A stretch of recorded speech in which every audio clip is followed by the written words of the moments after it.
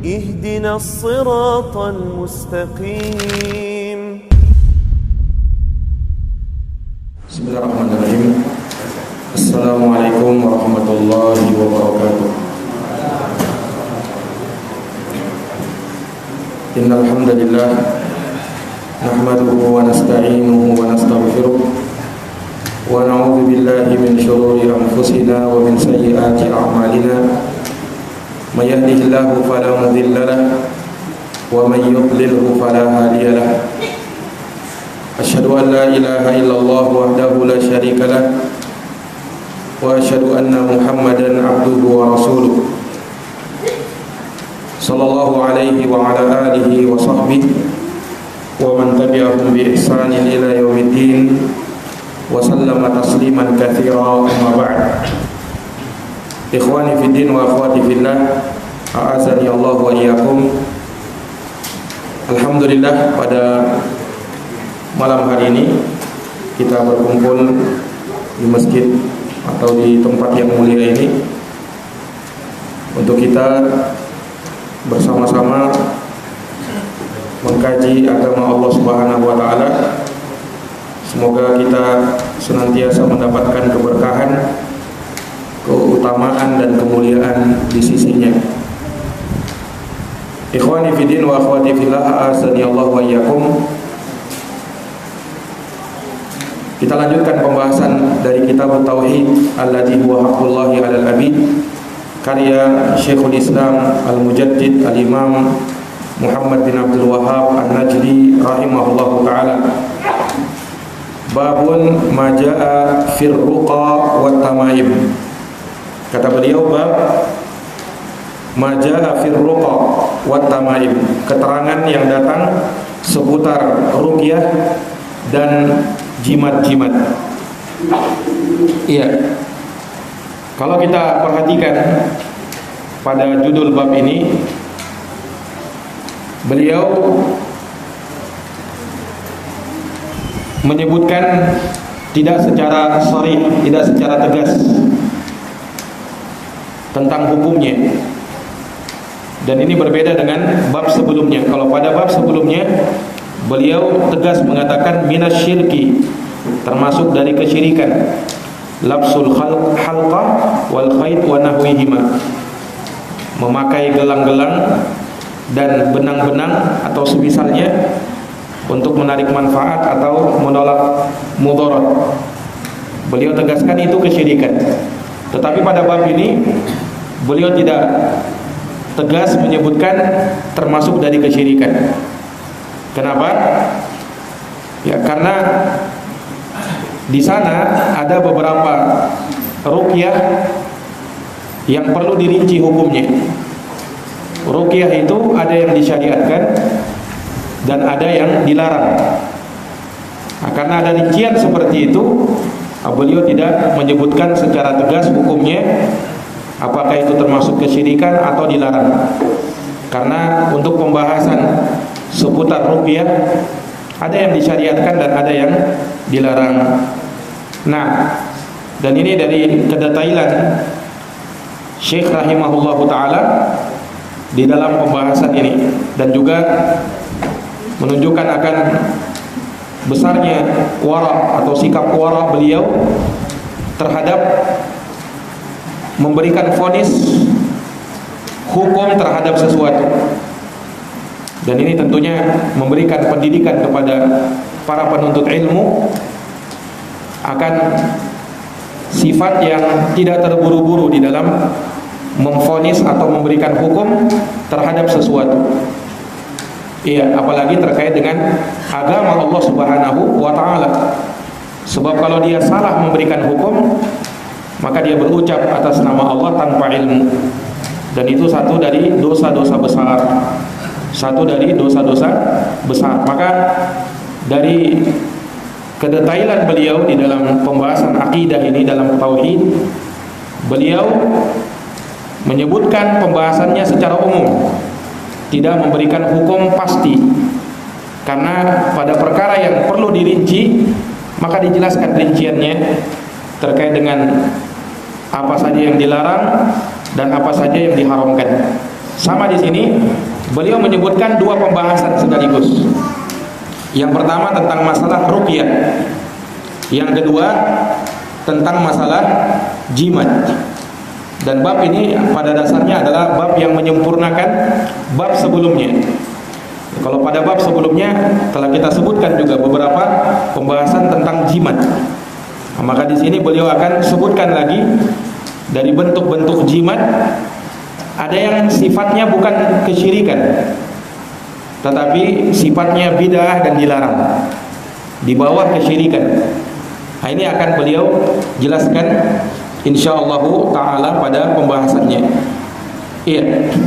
Maka di bab ini Asy-Syaikh rahimahullah akan menyebutkan tentang ruqyah yang diharamkan. Begitu pula tentang jimat-jimat yang pada dasarnya semua jimat adalah haram, tetapi ada yang hukumnya syirik dan ada yang hukumnya bid'ah. Ada yang hukumnya syirik dan ada yang hukumnya bid'ah. Nah, disebutkan pembahasan ruqyah dan jimat di dalam kitab Tauhid, ya, untuk menjelaskan bahwasanya dari ruqyah ada yang sifatnya kesyirikan, dari jimat ada yang bentuknya kesyirikan. Nah, sehingga ketika dia dihukumi syirik, maka syirik adalah perkara yang bertentangan dengan tauhid. Syirik adalah perkara yang bertentangan dengan tauhid, karena di sana ada ketergantungan kepada selain Allah Subhanahu wa taala dalam menyingkap suatu kemudaratan atau meraih suatu manfaat. Maka disebutkanlah pembahasan ini kitab Tauhid atau pembahasan tentang ruqyah dan jimat di dalam kitab Tauhid, karena ada bentuk-bentuk yang bertentangan dengan masalah tauhid. Ada bentuk-bentuk yang bertentangan dengan masalah tauhid, bahkan menafikan tauhid, yaitu kesyirikan kepada Allah Subhanahu wa taala. Iya. Maka beliau akan bawakan keterangan-keterangan seputar ruqyah dan jimat, yaitu apa yang disebutkan dari hadits-hadits Nabi sallallahu alaihi wasallam. Demikian pula dari athar para sahabat, ucapan para sahabat, dan juga nukilan dari para tabi'in yang terkait dengan masalah ruqyah dan jimat-jimat. Nah, dan tentu hal ini akan menguatkan tauhid yang ada pada diri seorang hamba dengan mengetahui rincian-rincian tentang pembahasan atau permasalahan ini. Iya. Ikhwani fiddin wa akhwati fillah, a'azani Allah wa iyyakum. Di pembahasan awal ini insyaallah taala kita akan lebih menitik beratkan tentang masalah ruqyahnya. Karena tentang masalah jimat sedikit banyaknya sudah kita bahas di bab yang sebelumnya. Walaupun akan disinggung juga di pembahasan ini tentang jimat, tetapi kita akan sebutkan beberapa perkara terkait dengan masalah ruqyah. Iya, ruqyah itu secara bahasa dia bermakna at-ta'wid wal himayah. Ruqyah itu bermakna at-ta'wid wal himayah, dan dia berasal dari kata qiraah. Jadi ruqa itu jamak dari kata ruqyah, dan ruqyah itu semakna dengan bacaan. Makanya dimaknakan at-ta'wid wal himayah, yakni suatu bacaan untuk perlindungan. Itu ruqyah, bacaan perlindungan. Jadi kalau disebut ruqyah berarti di dalamnya ada bacaan-bacaan, ada yang dibaca. Sebagian ada yang menterjemah jampi-jampi atau mantra-mantra. Ya, walaupun kata jampi atau mantra itu biasa juga digunakan oleh para dukun dan tukang sihir. Nah, maka saya lebih nyaman kalau menggunakan kalimat bacaan-bacaan. Iya, bacaan-bacaan yang sifatnya apa? Perlindungan. Nah, itu secara bahasa.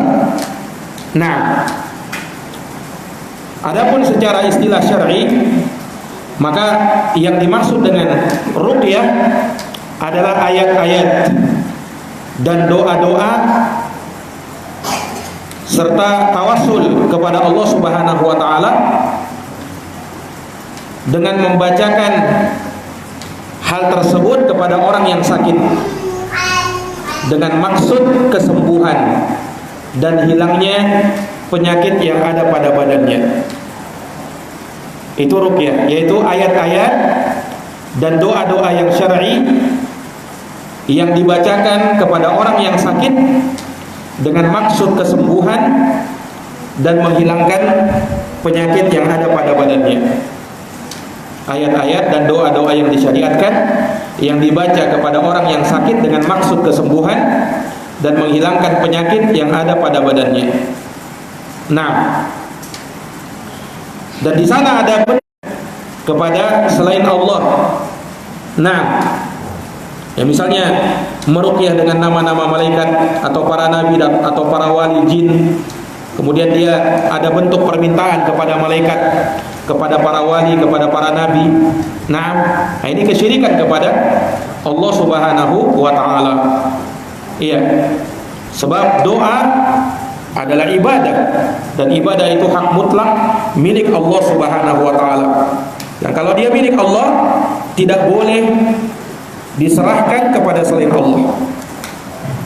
Tidak boleh diserahkan kepada selain Allah. Maka orang yang meruqyah dengan meminta kepada selain Allah, ya, pada bentuk-bentuk penjagaan, seperti ada keyakinan sebagian orang kalau dia meninggalkan anaknya misalnya yang masih kecil atau masih bayi, dia minta supaya saudara kembarnya, menurut keyakinan mereka, itu yang memberikan penjagaan kepada anak ini, karena mereka meyakini si anak ini punya saudara kembar. Termasuk dari keyakinan yang batil juga, yaitu terkadang mereka yakini pada pusar bayi yang mereka tanam. Makanya terkadang sebagian orang, termasuk dari kebiasaan-kebiasaan yang tidak ada dasarnya, mereka menanam pusar bayi itu, kemudian ditaruh di bawah kolong rumahnya, lalu dikasih lilin, ya, dikasih sesuatu, katanya nanti akan datang saudara kembarnya. Nah, dari situ muncul keyakinan ini. Ya, sebagian mereka meyakini bahwa ini bayi ini punya saudara kembar. Sehingga kalau misalnya ibunya misalnya pergi ke suatu tempat atau ingin pergi ke keluar misalnya, nah, maka dia bukan minta perlindungan kepada Allah, tapi dia mengucapkan kalimat-kalimat, ya, dengan makna meminta perlindungan kepada saudara kembarnya ini. Ada semacam ucapan mereka tambuni, ya, dan semisal itu. Nah, ini dari perkara-perkara yang mengandung kesyirikan kepada Allah Subhanahu wa taala. Dan itu juga bagian dari ruqyah. Tapi ruqyah apa? Ruqyah syirkiyah. Ruqyah yang mengandung kesyirikan kepada Allah Subhanahu wa taala. Iya. Ikhwani fi din, azani Allah wa iyyakum. Dan ruqyah itu terkadang diambil dari ayat-ayat Quran. Dan Quran itu semuanya adalah ayat-ayat ruqyah. Quran itu semuanya adalah ayat-ayat ruqyah. Mulai dari juz pertama sampai juz yang terakhir. Walaupun di sana ada ayat-ayat yang lebih ditekankan dan dianjurkan untuk dibaca pada saat meruqyah seseorang. Kemudian yang namanya ruqyah itu dibacakan kepada orang yang sakit. Entah sakit karena serangan jin, atau karena disihir, atau penyakit-penyakit badan yang lainnya. Misalnya dia sakit demam, nah itu bisa diruqyah. Jadi ruqyah itu tidak terbatas kepada orang yang kesurupan saja, tetapi orang yang sakit demam misalnya, anaknya misalnya demam, atau sakit gigi misalnya, itu bisa diruqyah dengan kita membacakan ayat-ayat Al-Quran atau doa-doa dari Nabi SAW yang sahihah. Nah, demikian pula ruqyah juga bisa dilakukan pada orang yang tersengat binatang berbisa. Bahkan di antara ruqyah yang paling ampuh kalau kita bacakan kepada orang yang terkena sengatan berbisa, entah itu digigit ular berbisa atau kalajengking atau semisal itu. Karena Nabi pernah bersabda, la ruqyata illa min ainin aw huma. Tidak ada ruqyah yang lebih ampuh kecuali terhadap penyakit ain. Penyakit ain itu penyakit karena pandangan mata. Nah, atau apa namanya, huma, yaitu karena sengatan binatang berbisa.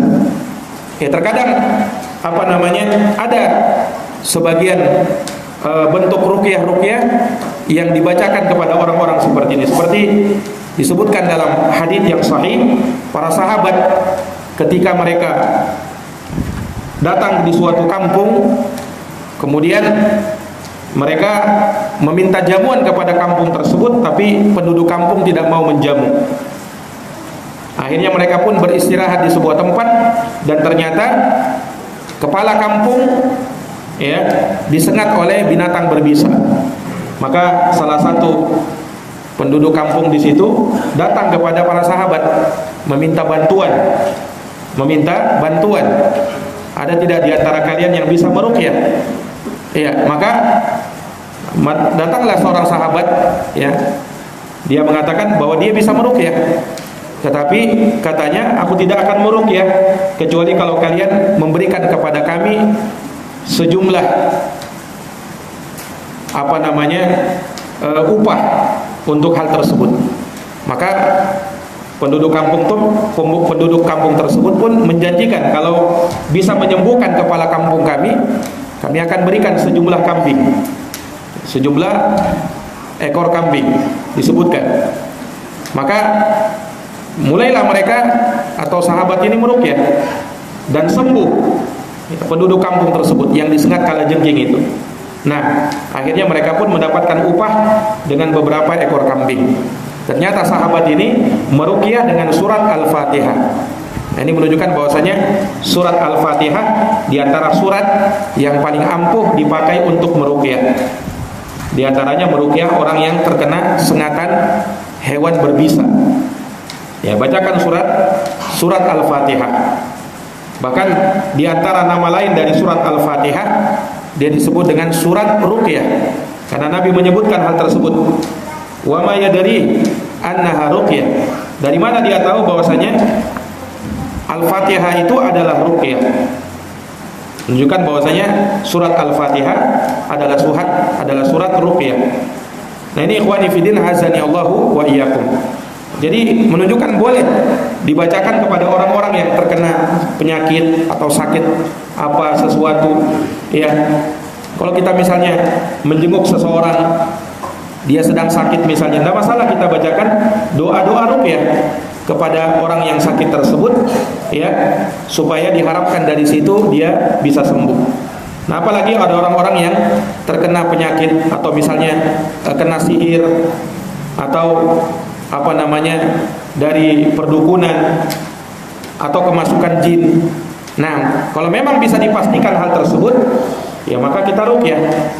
Ya, hanya saja terkadang ada sebagian orang yang apa namanya, ya mungkin anaknya betul-betul sakit demam misalnya, tetapi ada sebagian orang yang terlalu berpikir dengan hal-hal yang lain. Terkadang ada istilahnya keyakinan sebagian orang, ketika anaknya misalnya tiba-tiba jatuh sakit, nah ini keteguran, ini katanya keteguran sama siapa? Keteguran sama hantu. Nah, sehingga dibawanya lah ke dukun.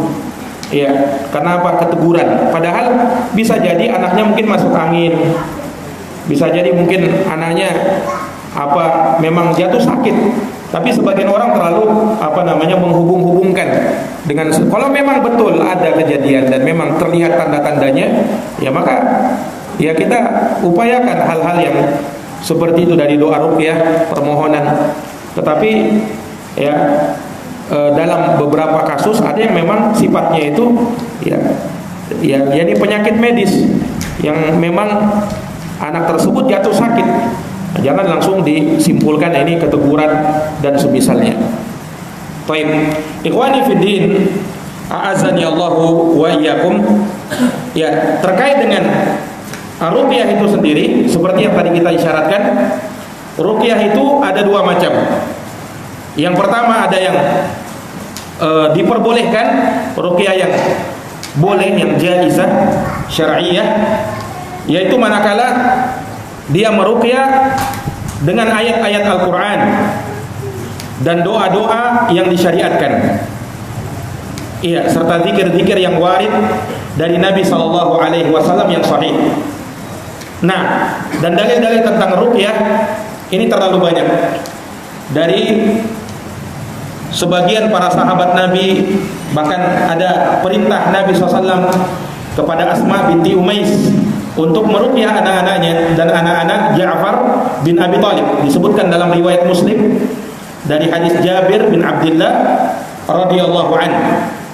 Kata Jabir bahwa Nabi SAW memberikan rukhsah, memberikan keringanan untuk bisa meruqyah. Maka beliau pernah bertanya kepada Asma binti Umais, "Mali ara ajsama bani akhi dari'ah tusibuhumul hajah?" Kata Nabi kepada Asma binti Umais, "Ada apa dengan badan dari anak saudaraku ini? Apakah dia, ini ketika Nabi melihat dia kurus, apakah dia kurang makan?" Qalat la, kata Asma binti Umais, tidak. Walakinil ain tusra'u ilaihim, akan tetapi dia terkena penyakit ain. Penyakit ain itu penyakit karena pandangan mata, mata yang hasad atau mata yang takjub. Kemudian dia tidak memuji Allah Subhanahu wa taala atau mengucapkan masya Allah tabarakallah. Seorang kalau melihat sesuatu yang dia merasa takjub, maka dia harus banyak-banyak berzikir, kemudian mengucapkan barakallahu fiik, walaupun itu pada sesuatu dari barang yang dimiliki oleh seseorang. Nah, ketika kita melihat, kita pun merasa takjub atau melihatnya mewah, jangan lupa mengucapkan atau kita bertabarruk, yakni mengucapkan barakallahu fiik, masya Allah tabarakallah. Itu yang dituntunkan, supaya kita jangan sampai membuat kecelakaan bagi saudara kita atau bagi harta milik saudara kita. Dan itu terbukti ya. Ada orang yang mungkin punya barang yang bagus, kemudian ada orang yang memandangnya dengan pandangan yang hasad. Tidak lama setelah itu barangnya tersebut mungkin baru dibeli, tiba-tiba langsung hilang, tiba-tiba mungkin langsung rusak. Ini ada indikasi kuat, bisa jadi kena ain. Bisa jadi kenapa? Kena ain. Iya, kita tidak bisa memastikan, tapi bisa jadi. Dan al-ainu haqqun, kata Nabi, penyakit ain itu benar adanya. Seseorang kadang punya pandangan yang menakutkan, ya, dia bisa melihat orang, kemudian dia dari pandangannya tersebut dia membuat orang celaka. Nah, dan itu ada al-ainu haqqun, penyakit ain itu benar adanya. Nah, maka sebagaimana disebutkan dalam hadis ini, Asma binti Umais mengatakan bahwasanya anak-anak ini kena penyakit ain, terkena ain. Nah, dan di sini juga kalau misalnya seorang punya anak yang dilihat anak-anak yang lucu misalnya, menggemaskan, itu hati-hati kalau dibawa keluar. Kalau misalnya dia bawa, ya, ada orang takjub melihatnya, ingatkan dia supaya banyak memuji Allah. Jangan sampai ini anak yang tadinya mungkin badannya bagus tiba-tiba langsung langsung sakit. Yang tadinya badannya bagus tiba-tiba rusak. Itu bisa jadi kena penyakit ain. Bisa jadi kena penyakit ain, dan banyak hal-hal tersebut terbukti. Iya. Dari perkara-perkara yang kita saksikan.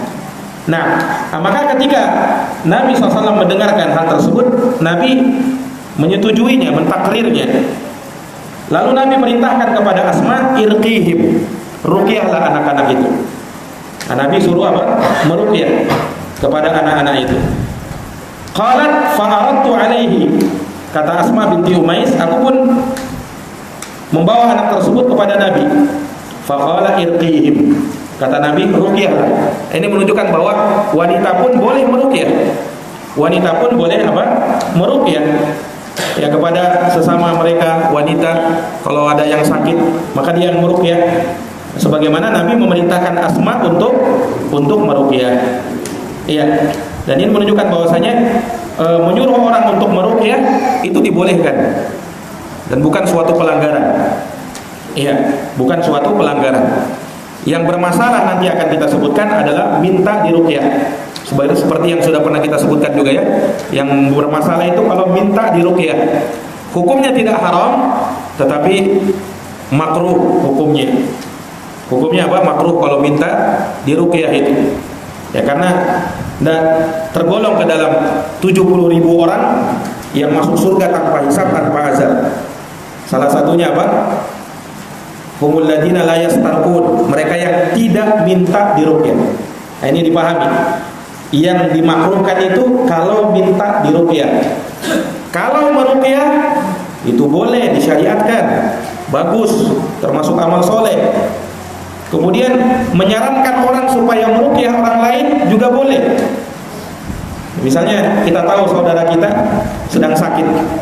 Nah, kalau dianya sendiri yang sakit, makruh kalau minta diruqyah. Tetapi kita misalnya yang tahu, kita bisa ya meminta kepada orang lain supaya meruqyah.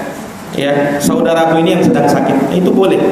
Dan itu termasuk ta'awun, tolong-menolong dalam kebaikan dan ketakwaan.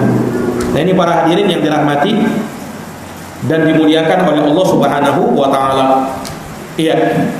Jadi ruqyah itu dari perkara yang dibolehkan, dan juga berdasarkan keumuman hadis Nabi sallallahu alaihi wasallam dalam riwayat Imam Muslim dari Auf bin Auf bin Malik Al-Asja'i. Iya, kata Nabi sallallahu alaihi wasallam, tidak ada kesyirikan di dalamnya. Ruqyah itu tidak bermasalah selama tidak ada kesyirikan di dalamnya. Artinya apa? Kalau ada kesyirikan di dalamnya tidak boleh. Nah, ini menunjukkan bahwa ada ruqyah yang boleh dan ada ruqyah yang tidak boleh. Yaitu ruqyah yang mengandung kesyirikan. Ruqyah yang mengandung kesyirikan. Baik, ikhwani fiddin azani Allah wa iyyakum, para ulama menyebutkan bahwa ruqyah yang diperbolehkan itu disyaratkan di dalamnya beberapa syarat. Ruqyah itu menjadi boleh kalau terpenuhi beberapa syarat. Artinya, kalau tidak terpenuhi syarat-syarat ini, maka dia menjadi ruqyah yang tidak boleh. Apa itu? Yang pertama, syarat pertama, antakuna minal Quran awil adhkar awil ad'iyati syar'iyyah. Bahwasanya ruqyahnya, baca-bacaannya itu diambil dari Al-Quran, zikir-zikir dan doa-doa yang disyariatkan. Ini syarat yang pertama. Bacaan-bacaan dari ruqyah itu harus dari Al-Quran atau zikir-zikir dan doa-doa yang disyariatkan dari Nabi. Nah, itu syarat yang pertama. Syarat yang kedua, antakuna bil lisanil arabi wa bima yu'rafu wa yufhamu ma'na. Syarat yang kedua, bahwa ruqyahnya itu harus dengan bahasa Arab, bukan dengan bahasa Bugis, bahasa Jawa atau bahasa Berau, tapi dengan bahasa Arab, dengan kalimat-kalimat yang dipahami maknanya. Dengan kalimat-kalimat yang dipahami maknanya. Itu syarat yang kedua. Jadi kalau ada orang yang meruqyah dari tahu bacaannya wala man adraka dabra apalah. Nah, ini tentunya tidak boleh. Dengan kalimat-kalimat yang kita tidak paham apa bacaannya ini. Apalagi kalau sudah ngambil bahasa-bahasa daerah. Nah, ini jelas ruqyah yang tidak diperbolehkan. Bermasalah itu ruqyahnya itu. Kemudian syarat yang ketiga, bahwasanya tidak meyakini ruqyah itu bisa memberikan pengaruh dengan sendirinya tanpa izin dari Allah. Tidak meyakini bahwa ruqyah itu bisa berpengaruh dengan sendirinya tanpa izin dari Allah. Artinya ruqyah itu nanti bisa memberi pengaruh kalau dengan izin Allah Subhanahu wa taala. Karena ruqyah itu bukan yang menyembuhkan. Yang menyembuhkan siapa? Allah Subhanahu wa taala. Harus diyakini itu. Kapan kita meyakini bahwa ruqyah inilah yang menyembuhkan? Nah, ini bermasalah. Yang menyembuhkan itu bukan ruqyah tapi Allah. Ruqyah cuma sebab kesembuhan. Kalau dengan Allah izinkan sembuh, kalau tidak maka belum sembuh. Diupayakan lagi. Iya. Nah, ini para jamaah sekalian. Makanya mesti diingatkan hal-hal yang seperti ini. Ketika misalnya kita meruqyah orang, ingatkan bahwa minta kesembuhan dari Allah. Nabi Ibrahim ketika sakit apa? Wa idza maridtu fa huwa yashfin. Apabila aku sakit, maka Allah lah yang menyembuhkan diriku. Maka yang menyembuhkan itu Allah, Asy-Syafi' huwallah. Yang menyembuhkan itu adalah Allah Subhanahu wa taala. Nah, sehingga dari sini dia harus bersandar kepada Allah. Bersandar kepada siapa? Bersandar kepada Allah. Tidak boleh bersandar kepada ruqyah. Kalau dia bersandar kepada ruqyah, nah ini bermasalah. Karena yang namanya i'timad wa tawakkul, bersandar dan bertawakal itu hanya kepada Allah. Wa 'alallahi fatawakkalu in kuntum mu'minin. Dan hanya kepada Allah hendaknya mereka bertawakal jika mereka adalah orang-orang yang beriman. Nah, jelas ini? Iya. Kemudian ruqyah itu cuma sebab. Sementara yang memberikan kemanfaatan dan kesembuhan adalah Allah Subhanahu wa taala. Itu dijadikan syarat yang keempat. Yaitu apa? Tidak bersandar kepada ruqyah, tapi bersandar kepada Allah Subhanahu wa taala. Nah, kemudian syarat yang kelima, ya, dari syarat ruqyah, bahwa ruqyah itu tidak boleh dilakukan oleh tukang sihir atau dukun. Kalau jelas profesi orang ini dukun, tukang sihir, walaupun yang dia bacakan itu Quran, tidak boleh. Karena bisa jadi Quran itu dibolak-baliknya. Bisa jadi Quran itu hanya sekedar bacaan di luarnya saja, ada bacaan khusus di dalamnya itu. Nah, itulah kesyirikannya. Karena dukun sekarang itu pintar-pintar. Dia menggunakan ayat-ayat Quran untuk kamuflase saja. Untuk kamuflase saja. Nah, itu dukun-dukun itu. Dia bacakan Quran, tapi sebenarnya ada bacaan-bacaan lainnya, ya. Mungkin dia bacakan salawat supaya terlihat syar'i dan menipu orang. Padahal hakikatnya dukun, ya. Makanya syarat yang kelima, orang yang membaca ruqyah tidak boleh dari kalangan tukang sihir atau dukun. Harus dari kaum muslimin, ya, yang dikenal dengan agama yang baik, akidah yang lurus, tauhid yang kuat. Nah, mereka inilah orang-orang yang meruqyah.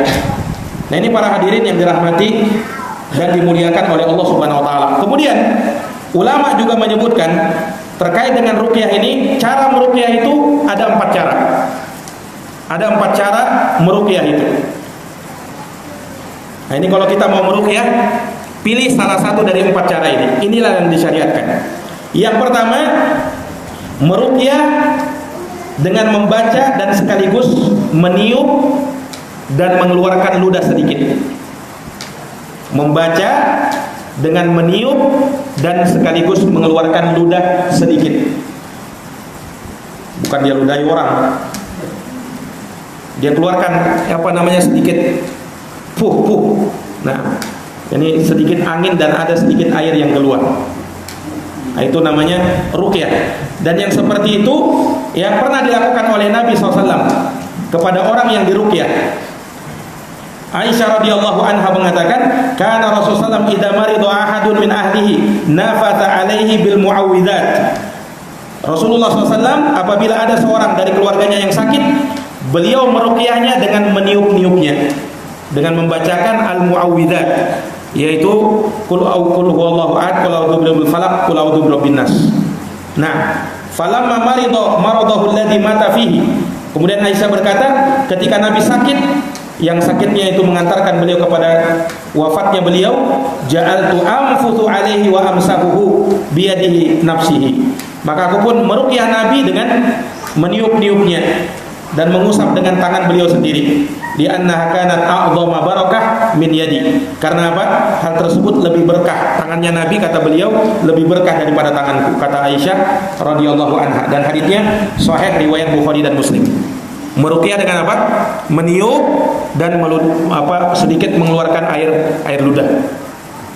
Kemudian yang kedua, cara meruqyah yang kedua, itu cara yang pertama. Ini semuanya dengan bacaan-bacaan ya, mesti ada bacaan. Meruqyah itu mesti ada bacaan. Nah, caranya tadi yang pertama dengan sedikit meniup dan apa? Mengeluarkan sedikit ludah. Yang kedua, ruqyah sekedar bacaan saja tanpa meniup, tanpa mengeluarkan air ludah. Nah, ini cara yang kedua. Ya, ini sekedar bacaan saja. Dan ini berdasarkan hadis Aisyah juga. Karena Rasulullah SAW idza ishtaka minna insanun masahahu biyamini.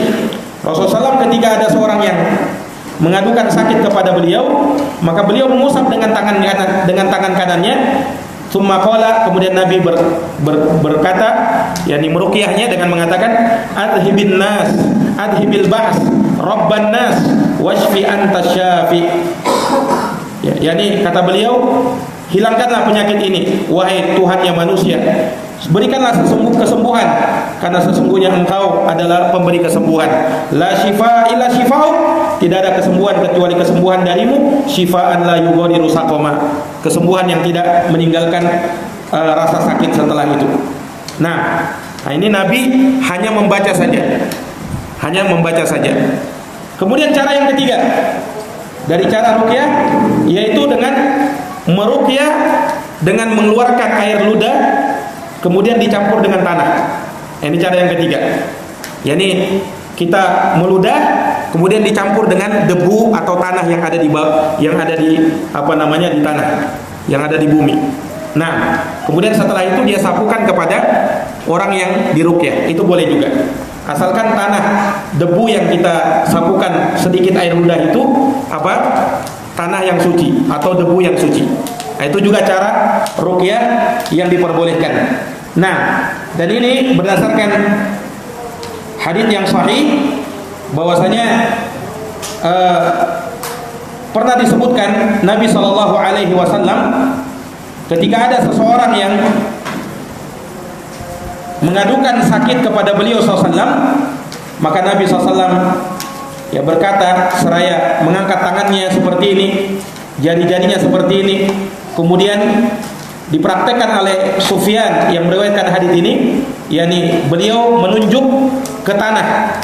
Maksudnya Nabi SAW ketika meruqyah itu beliau mencampur sedikit air ludahnya dengan tanah. Setelah itu disapukan kepada orang yang diruqyah. Nabi membacakan doa Bismillahi turbatu ardina, dengan nama Allah tanah dari bumi kami, biriqati ba'dina, dengan air liur sebagian dari kami, liyusfa bihi saqimuna, agar disembuhkan orang yang sakit di antara kami, biidni rabbina, dengan izin dari Tuhan kami. Nah, ini meruqyah dengan apa? Air liur yang dicampur air ludah dicampur dengan sedikit tanah, lalu disapukan kepada orang yang diruqyah. Kemudian cara yang keempat, meruqyah pada air yang kemudian diberikan air tersebut sebagai minuman untuk orang yang diruqyah.